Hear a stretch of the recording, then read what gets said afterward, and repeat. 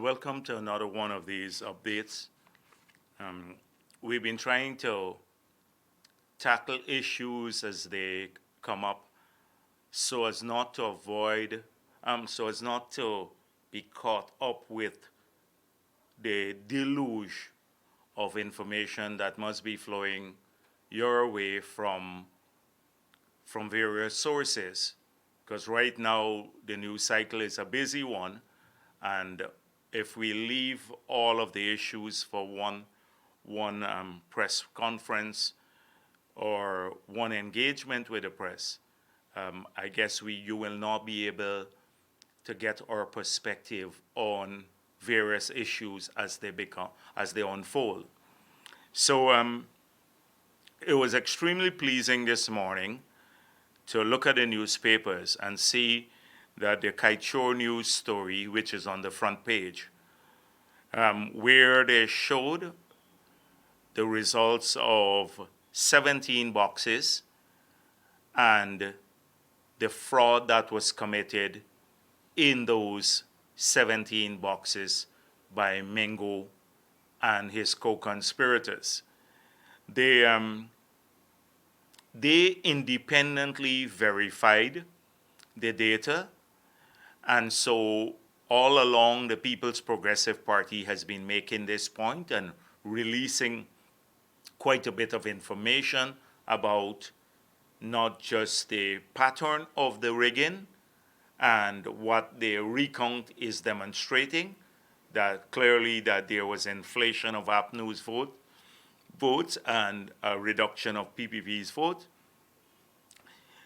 So we have been doing this all along, but now Kaichor News has independently verified this.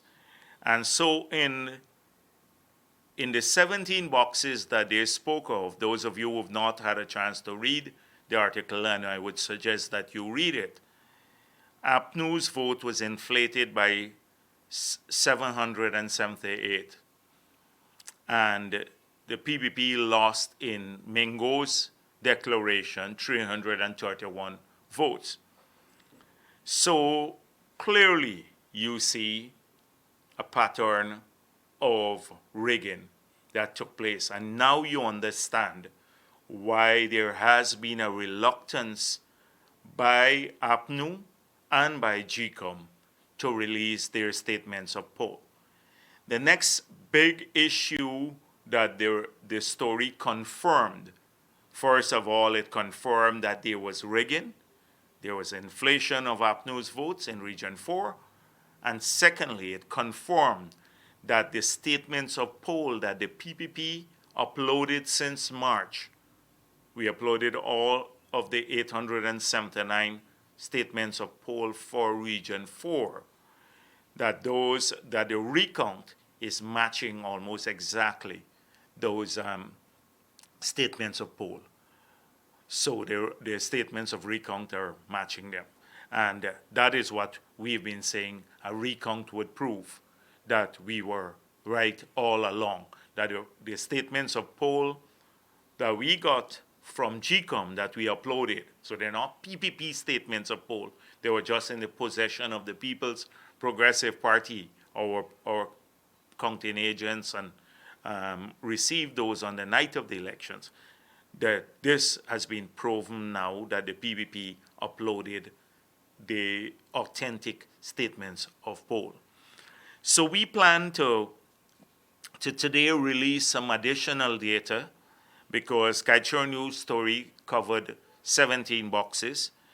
So we will give about 52 examples on the East Bank itself, where if you total up the number of votes that was inflated for APNU, increased for APNU in 52 boxes, these come up to 2,827 votes increased for APNU in 52 boxes.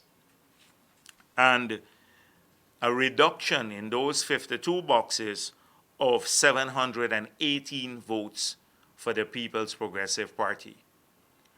Now, if you add the two, that means that 3,000, the results in just those 52 boxes would be off of the actual results, the authentic results, by 3,545 votes in just 52 boxes APNU benefited from in the Mingo's declaration. And you would know that the only 165 of the 879 boxes in Region 4 has been counted so far. So 165 boxes of the 879 in Region 4 counted. We've given 52 examples, 52 cases where APNU now has benefited from over 3,500 votes in just those 52 boxes. So there'll be much more to come later to establish the pattern of the fraud that took place. Now, I just want to bring you up to date, that having established that the only thing APNU has been going around saying, oh, the elections are not credible because of these wild allegations that they are making. But I've been saying that the only thing not credible about these elections would be the Mingo's declaration. And that's the elephant in the room. That stares them in the face. But they don't mention that at all. Not a single word. And whenever they ventured to mention something about it, like Patterson did, he's saying that their statements of poll conform Mingo's figures, but he's unwilling to release their statements of poll. So that is a crucial issue. Now, I have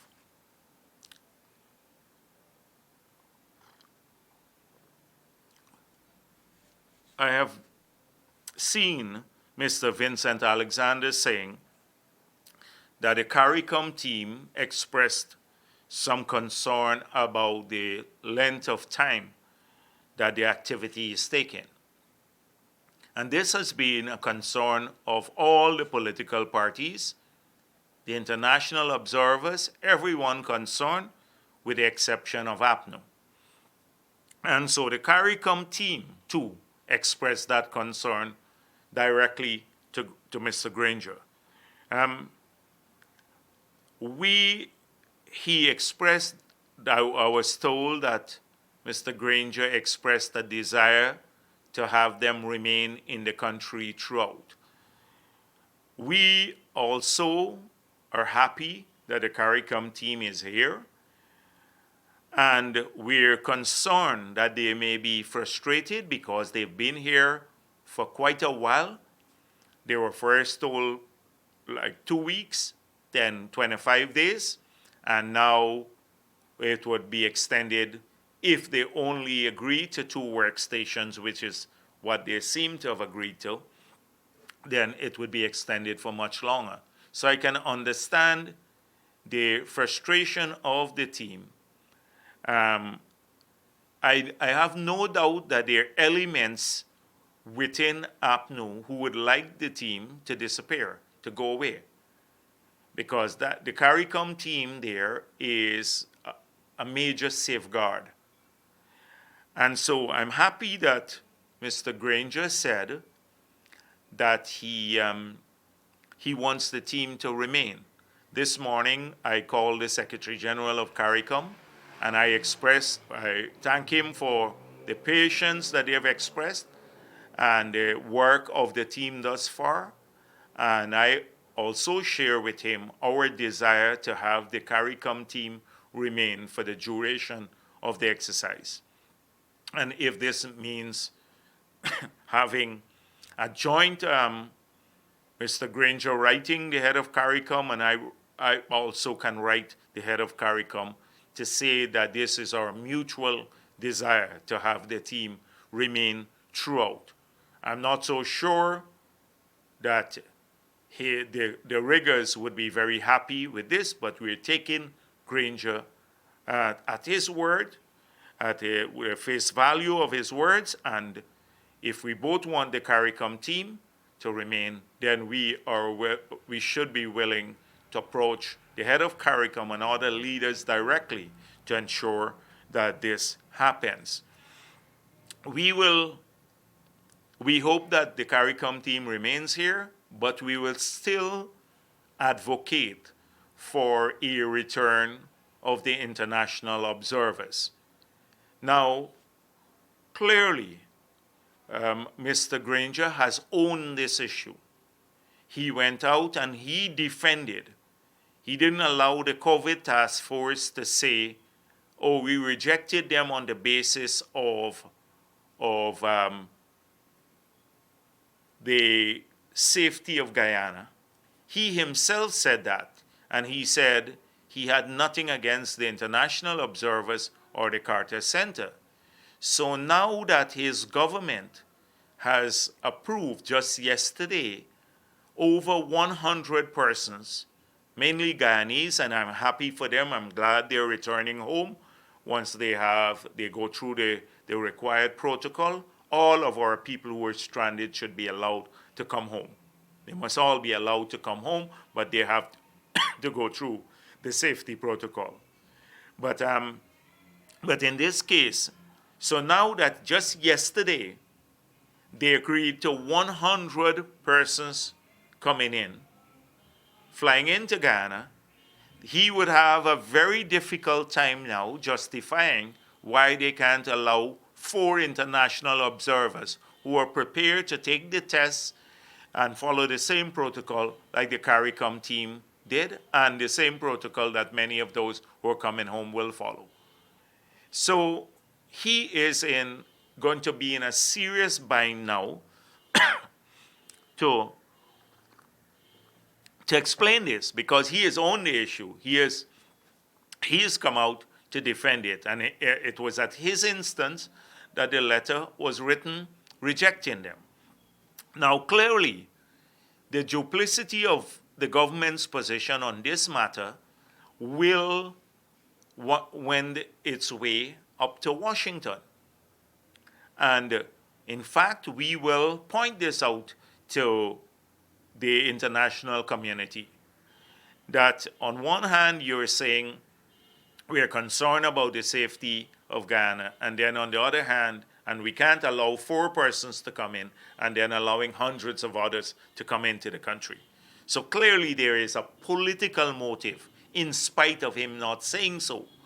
Either dislike for the Carter Center or not, or his team of riggers do not want the Carter Center to be here to bolster the international presence.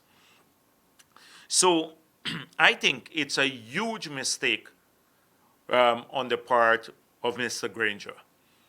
Having claimed in an interview that he wants full transparency and he wants the recount to be completed properly, not allowing the international observers who are duly accredited to return is tainting that, or making people doubtful that he genuinely wants to have full transparency, because their presence here would be crucial to ensure that.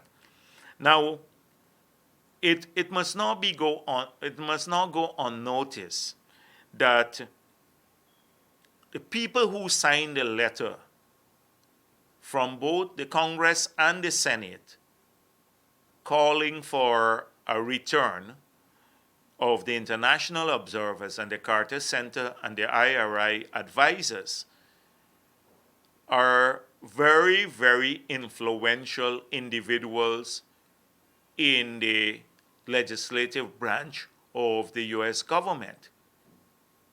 And they're the ones who have been, the executive has already made it clear that should anything go wrong, that there shall be sanctions. They have seen already enough evidence that you had wrongdoing to take a definitive position that should the wrongdoing continue, and should they attempt to swear in as any president on the basis of results that are not credible or factual, like what Patterson wants. Patterson wants the Mingo's declaration to be used to declare the national results when Mingo's declaration has already been proven to be fraudulent. So the executive in the United States government has already put out its position. It's taken a strong position right up to the Secretary of State level. So the legislative branch, which is crucial, also wrote Granger, and he has rebuffed them. Now, the people who wrote this, Mr. Series, he is in fact, there is a Foreign Relations Committee of the Congress, and he is the head of the Western Hemisphere subcommittee of the Congress. The Gregory Meeks, the senior member of the Congressional Black Caucus, they asked that the observers be returned, and Granger blanked them. And then from the Senate side, which is extremely powerful too, you had Jim Risch, who is the chairman of the Committee on Foreign Relations in the Senate, writing asking Granger to return, allow the observers to return, and he blanked him. And Marco Rubio, who is a former presidential candidate in the US, and who is a powerful senator, and now is going to head the Senate Intelligence Committee, very powerful committee too. Mr. Granger just said to them, thank you, but I will not, for your letter, but I will not approve the international observers coming back. So that is going to raise major concerns as to why he doesn't want to do this.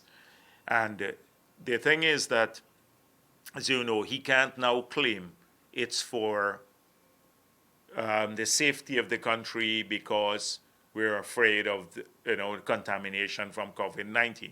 Because over 100 persons, many of them out of the U.S., will have gotten approval just yesterday to come into Guyana.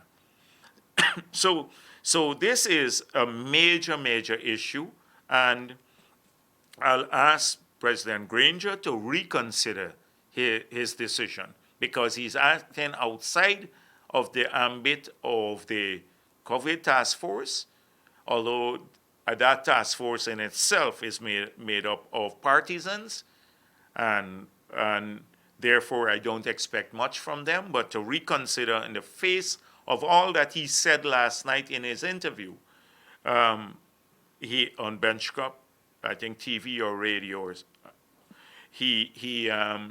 that to reconsider this decision.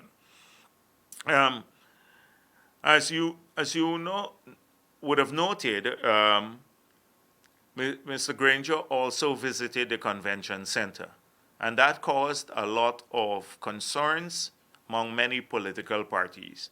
First of all, did he visit as president or a presidential candidate? If he did as president, he probably would have a courtesy call and to see that things are going well. But then he should not really be meeting with and raising issues concerning with the elections. As a presidential candidate, he could do that, or leader of the list. But he had with him a lot of the riggers. That were his more concerns. So we saw a picture of him in a room filled with people like Valda Lawrence and Amna Ali and Joseph Harmon. These people are neck deep in the plot to rig the elections. And therefore, that caused some major concerns as to if they were there to pressure the staff and to strong-arm people into accepting some of the things that they have been proposing and in trying to influence them to act in a different way, not a professional way, and to have them include some of their wild allegations that they're making into the observation report. So a lot of the parties raised concerns. The PPP wrote a letter to Claudette Singh expressing these concerns and asking that the other presidential candidates should be afforded the same sort of treatment. And let me say something. We don't want to be a complaining party. Right now, so far, there have been many issues. I said this at the last media briefing I had, that there are many, many issues that cropped up in the course of the day, and they keep popping up. And in many cases, what happens at one workstation is ignored by another workstation, so there is no uniformity in approach. And we urge GCOM to put together in writing a list of issues for direction to the supervisors and the counting staff, and they can then share those with the political parties. So it avoid every time having to seek clarity on a particular issue when it comes up, and which is slowing down the process. But in spite of that, we do have daily attempts by some overzealous person to interpret the instructions differently. And so we are addressing those. And we don't want to elevate those into a major problem at the press conference, etc. Because there are issues we can work through during the course of the day, and we tend to get them resolved. And so, but there are other issues that are of major concern to the PPP. And we are highlighting these issues, and I'll come to them in a moment.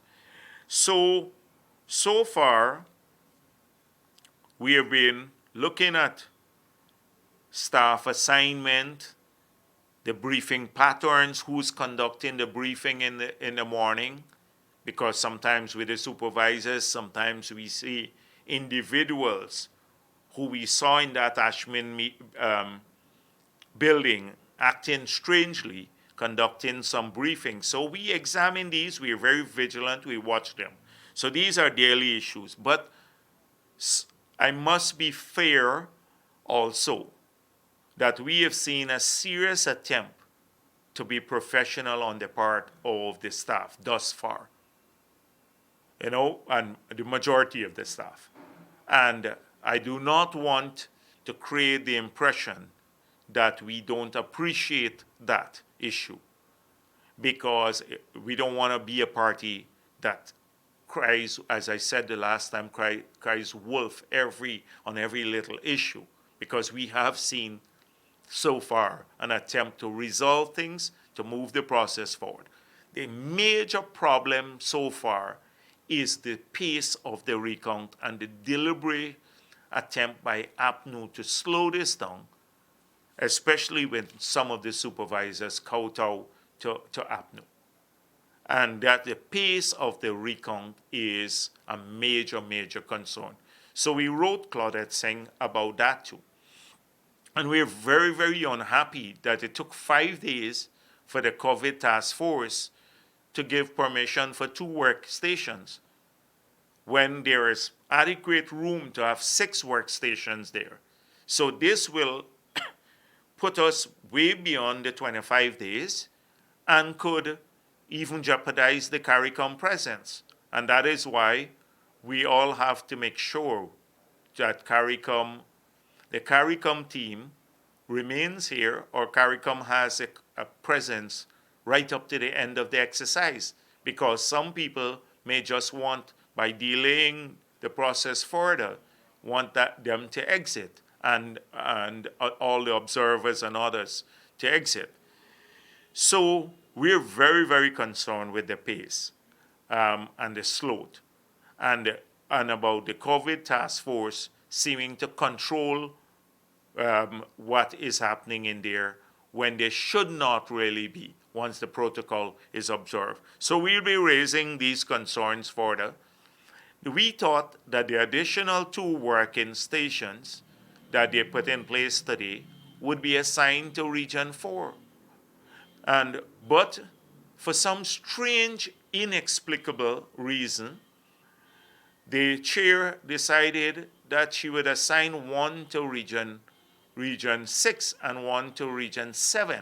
So she's opened up a new region now, when the idea was to consolidate the region. Yesterday they completed Region 2. So Region 1 is completed and declared. We expect that today Region 2 will be declared. And in those declarations too, you will see the overall declaration almost accurately mirroring the declaration made by the returning officers in those regions on election day, or the day as soon as the count was done. The declaration was made. So for the 2 regions, the figures match almost exactly. So those were made, and then the 2 workstations from Region 2 were transferred into Region 6. So now Region 6, with just half the number of boxes remaining for Region 4, has 3 workstations, and Region 4, with double the number of boxes, have 3 workstations. And so of the remaining numbers, we had about 700 odd boxes of the 1,700, just over 1,700 remaining, or over 40% of the boxes that are not counted as yet are from Region 4. So you would assume that about 40% of the resources would be put towards the count in Region 4. That is at least 5 of the 12 workstations. But they have now still continued with 3 workstations. And this is part of APNU's plan right at the beginning. They'd want to delay the count of Region 4. And that is why we're watching it carefully to see if there is no sinister plan after the other regions have been counted and fully declared that they want to create some shenanigans or try to stop or tamper with the recount in Region 4. Because that could be one of the reasons why they're trying to delay Region 4 from being completed, by starving it of the resources to complete the recount in an expeditious manner. So we are very vigilant about that. I've had calls from a number of people who are concerned about this, including from the international community, and I assured them we are vigilant, and they too are very concerned about it, but we'll watch it carefully. So we have to press for more workstations. We have to keep that are respectful of the COVID protocols. We have to ask that more of the workstations assigned to Region 4, to complete Region 4. These are some of the key issues before us, and we will keep pressing the case that GCOM must approach the task force directly for the return of the international observers. The Commission must do this. So these are the major issues coming out from that we will be pursuing in the upcoming days. Whilst not overburdening you with all the daily issues that we are faced, starting from 8 in the morning. This goes from 8 in the morning to 7 in the night. All day long we're on the phone or somewhere trying to resolve issues, but those are part of the process. So we're not going to burden you with what we are doing during the course of the day. The other thing that are... So the visit by Mr. Granger and a subsequent interview last night, there are a few things that I would like to say about these, just my assessment of them. Now, Mr. Granger went there, and there were a few good things that he said.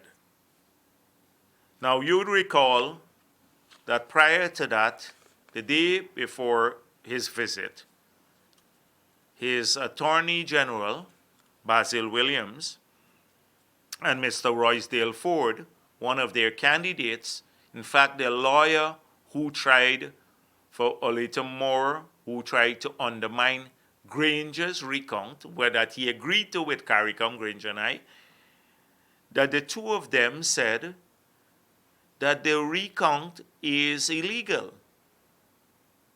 And the laws and the Constitution do not provide for the recount. Imagine, even at this stage, when that their conclusion was that the declarations made by Mingo were therefore still as fraudulent as they were, still the basis for declaring the results of the elections. So this raised concern in the international community. I'm sure in CARICOM and among us that we're engaged in an exercise that is a waste of time, if that is their position. And it runs contrary to everything they told the world, including Granger's statement.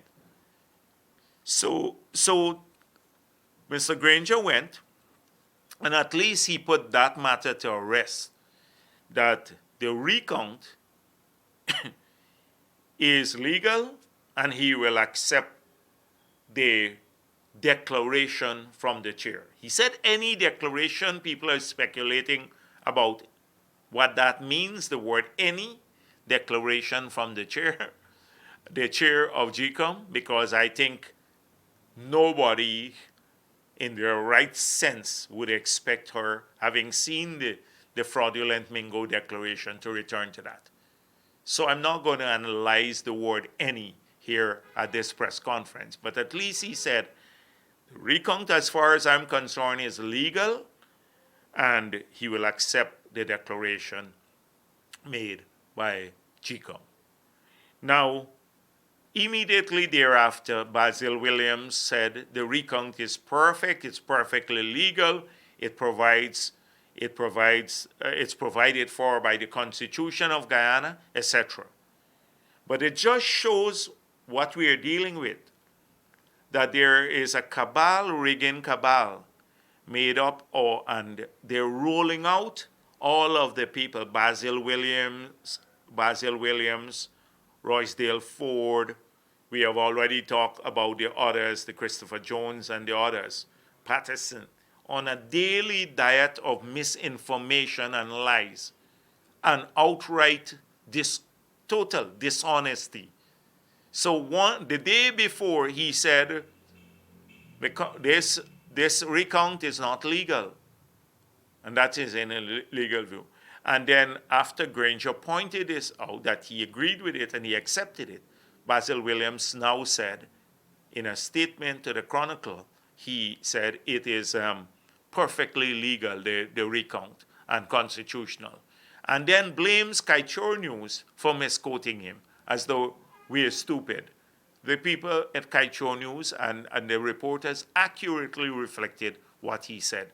But at least we had a retraction of that statement, which was designed to undermine the validity of the recount and the purpose of the recount, which is to establish the veracity of the votes counted on that day, arising from claims that the count was tampered with. So those were two, that was a good thing about the visit. And we also saw the other minders like Catty Use. The rigging cabal is mortally afraid that Granger will say these things. So Catty Use was a minder standing by him at the press conference. And imagine the audacity of Catty Use. When a question was posed to the president, Catty Use is a junior person, tried to whisper what his answer will be. when a tough question was asked of him, she said, "We will not speculate." That sort of language. She was telling him what to say because they're afraid that he goes to say for once that I will collect the SOPs that APNO has and I look at them myself. And he should really do that if he's so concerned about finding out the truth about the elections. He should just ask for their copies of the SOPs, and in one instance, in 5 minutes, he will know what he's trying. He will get the answers to what he's trying for. So the next thing is that he went on an interview with Mr. Benchcup, and you would note that he didn't mention the wild things that were the wild allegations there too, that the others were claiming, that they were like every day they produce a report, for example, for Region 1. And the report is pathetic, but I'm glad they released it because they will have to present this report when the 10 regions are counted. So we know the nonsense they're saying, and we are preparing a detailed rebuttal. So we are happy they release it. Imagine they're claiming in the report things that they didn't even object to at the recount. And it's totally misleading. It's so pathetic about poll books and all that sort of thing. It makes me believe that the same people, because I see a pattern, the same people who helped Mingo prepare the spreadsheet are the ones working on this report too. And I'm sure they're sending that report to Granger with the hope of influencing him. Don't look at the recount. Look at these allegations. So they're as outrageous as they can be. It has a twofold objective: to try to influence Granger. Oh, we were cheated, therefore you can't accept the final result. And secondly, it has the other objective of throwing red meat to their base, as Ramjatan said, to mislead their unsuspecting supporters. Like many people called and said, Freddie Kisoon said today's paper in Kaichor that the PPP rigged with the Russians the elections because they were printing skin. They were making fresh skin for people on the highway and stuff. And they're so desperate that they don't realize that it's a sarcastic letter. It's sarcasm. And that is and also they're so desperate. So this report that they have done, at least Mr. Granger didn't mention the wild allegations there. What he did, he dealt with a few other issues. And I want to say to him that he dealt with, first of all, the behavior of the diplomatic corps. And he was critical that they may have departed from standards. But what are these standards? The diplomats here, apart from their accreditation to the country, they were also accredited to observe the elections by GCOM. So they are there, rightfully so, in the process. There were other organizations that were accredited. Two, they have a duty as part of the observation mission to report on what they saw. And they all saw the fraudulent declarations of Mingo. And that is what they reported on. That's not interference. That's them doing their job and upholding the standards, the international standards of free, fair, and honest elections. And if they had done otherwise, then they would have not been credible by trying to cover up the fraud that took place. So they did their job, and they didn't do it because of they love the PPP or they hate APNU. They did it because they believe in democracy. These are countries, the Western countries, that have all spoken up, believe in democracy. And so to criticize them, and every single day they have an industry now criticizing these people, not even going to ad hominem attacks, personal attacks on them, is not going to endear you, Washington or Ottawa or London or Brussels to APNU by criticizing their representatives here. Their representatives have credibility. They don't just write a report, they just send up the facts, and all the observers saw this from over 100 countries represented here. They saw what took place, and now we are vindicated. What they said was accurate, that their declaration for Region 4 was not credible. That's the only thing they said that was not credible about the elections, because they observed the polling day. And Mr. Granger was pleased to announce, and he wrote in his dossier to Washington that the elections were free and fair and I won the elections. That's what he said, and now they're changing in the narrative. So criticizing the international observers and the diplomats because they're doing what their job, and for calling out the fraud that APNU was engaged in, it's not helpful to him or anyone else. He's the only person who doesn't know about this fraud. Even the riggers know that they've lost, but he claims he doesn't know. So, and then hiring a firm to lobby those governments, the same governments, to change the situation after criticizing them for being involved. So I hope he tempers his criticism and Mr. Granger would look at what they said. If he is serious about this, and I want to believe, people think I'm being duped, but I want to believe that there still may be some shred of decency in him, not that rigging cabal, the Harmons and the others.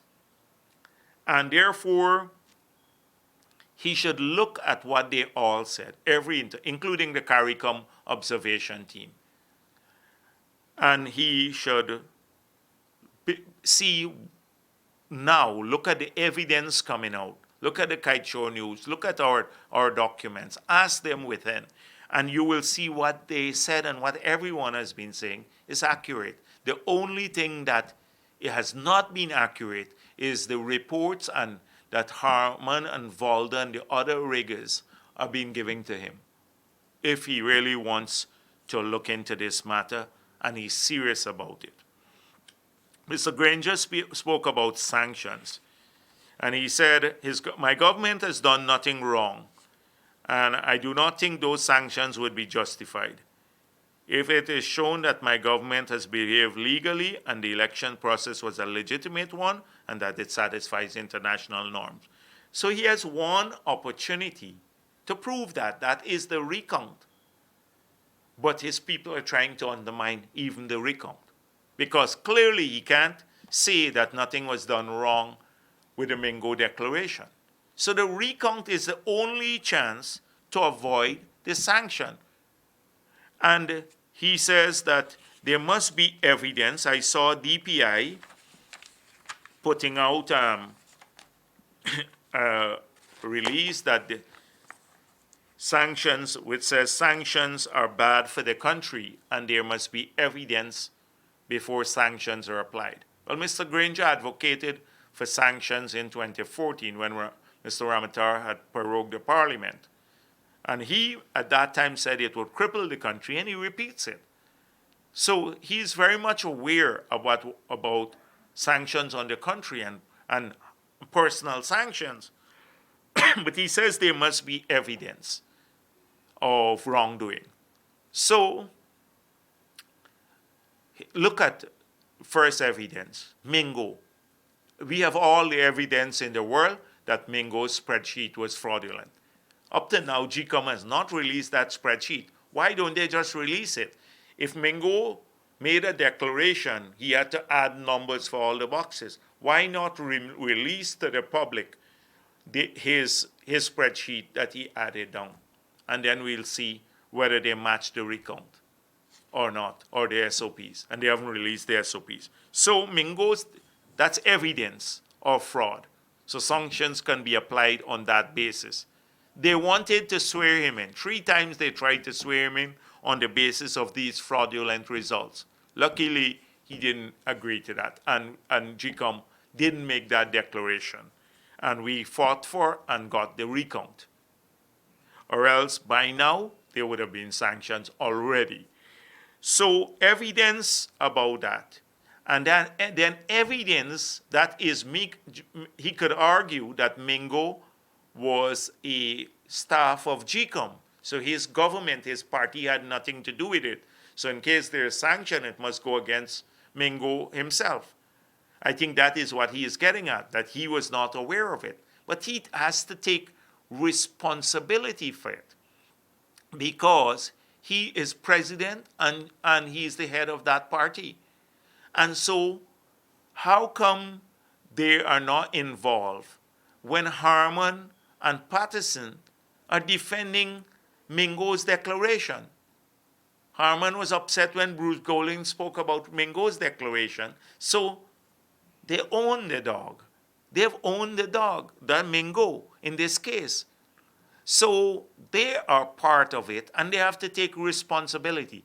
How is it that Valda Lawrence's signature got on the fraudulent declaration? The first one was made when no other region has a signature of any party representative on their declaration. Only Region 4, with Mingo and Valda signing, meant that Valda was present, that there was some plot that involved both sides.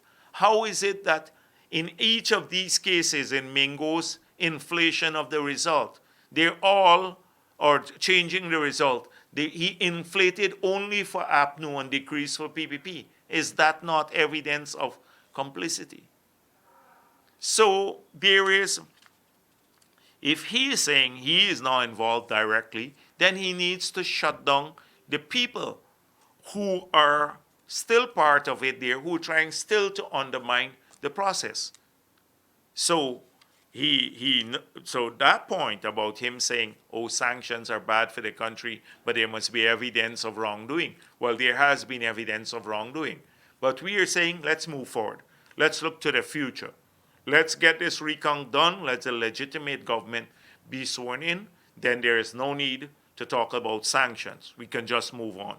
And that brings me to the final point, where he talks about inclusive government and 51% can't behave as though they want 100%. And this used to be the mantra of APNU in 2011 and up to 2014, 2015. And then when they won the elections, they got us 50.8% of the votes. The PPP had 49, I think, so 0.2 or something like that percent of the votes. They then behaved as though they had 100%. All of the committees were changed, everything in the parliament. So they behaved one way, and now they're saying that this shouldn't be. They won by just over 4,000 votes. We're going to win by 3-4 times that sum in these elections. And yet they behave. Look at the arrogance about public funds and spending and all of that. So I believe that we have to. I agree with him about inclusionary form of government, that we have to do the decent thing, let the recount be completed, let a new government be sworn in on the basis of those results, and then we can talk, as we put in our manifesto, which is our promise to the people of the country, that we need constitutional changes to address issues of governance. And GCOM, the conduct of elections. Just read our manifesto and you will see those. So I agree that we have to look to the future and to some form of inclusionary government, but you can't be so duplicitous again. I want to say to the people who've been calling me, don't worry about all of these frivolous things that APNU is coming, hoping to negate the elections and call for new elections. Their reports are coming out, their so-called reports that they're outrageous and circulating now in the base, etc., coming out, and we'll debunk all of those because they're not based much on substance. It's just lies. And secondly, this is a recount exercise. The numbers are matching the numbers that we have on our SOPs, and once the recount is completed, to the end, the numbers will show a victory for the PPP. That means they can, all of the so-called lies that they have, they can put it in an election petition and go to the court. But I suspect they will not even do that because they can't even make a credible case in court about the elections. So these are people who are totally dishonest. And GCOM needs to, this is the last point I'm going to make, that GCOM is silent. Claudette Singh and Lowenfield and the others, they're allowing on a daily basis APNU to trash the entire staff of GCOM. Not a few people, but the entire staff of GCOM. And those who work on election day, maybe 10,000 people, that APNU is trashing everyone, all those people, by making these wild allegations that GCOM was complicit in the fraud across the whole country. And just to avoid responding to these wild allegations. That is what they're doing. GCOM, the APNU doesn't even have a shred of decency, these riggers, to throw their own polling agents, the people who work, most of them voluntarily, for them on election day, who sign on those SOPs all across the country. They're even throwing them under the bus. But they can throw their supporters under the bus, but GCOM must not allow APNU with their basket of lies, their report of lies about fraudulent behavior. They must not allow that to succeed. And therefore, they must defend the process. They all know what took place. GCOM, Claudette Singh said after the election, free, fair, and credible elections, just on March 3rd. Every international group has said that. And they are trying every day to undermine that. That means undermining the work of the staff on election day. The few people in there, it wasn't the 10,000 people that we had problems with. We had problems with the few, Mingo and others, who were trying to rig the elections and alter the results. Because as you can see in the recount, that those people acted professionally. In most cases across the country, their statements of recount are matching the statements of poll. So we'll keep bringing updates and perspectives on various issues to you. As I said before, if you don't see us